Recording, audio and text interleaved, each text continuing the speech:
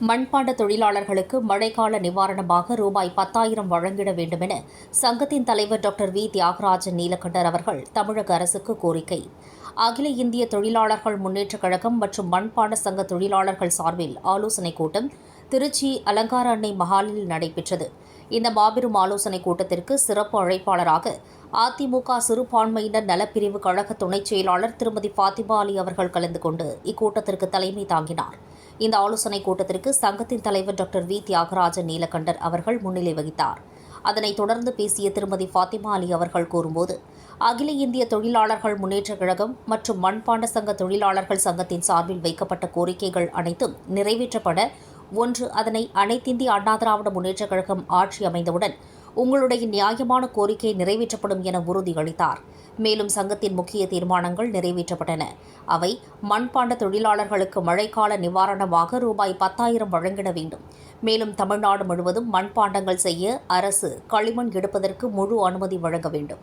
மேலும் நடைபெற இருக்கின்ற 2026 சட்டமன்ற தேர்தலில் எங்களுடைய சங்கம் அனைத்திந்திய அண்ணா திராவிட முன்னேற்றக் கழகத்திற்கு முழு ஆதரவு அளிப்பதாகவும், தமிழகத்தின் முதலமைச்சராக எடப்பாடி பழனிசாமி அவர்கள் வர வேண்டும். அதற்கு அகில இந்திய தொழிலாளர்கள் முன்னேற்றக் கழகம் மற்றும் மண்பாண்ட சங்க தொழிலாளர்கள் தமிழகம் முழுவதும் உள்ள 234 தொகுதிகளுக்கும் சென்று வாக்காளர்களை சந்தித்து ஆதரவை திரட்டுவோம் என ஒருமனதாக தீர்மானம் நிறைவேற்றப்பட்டது.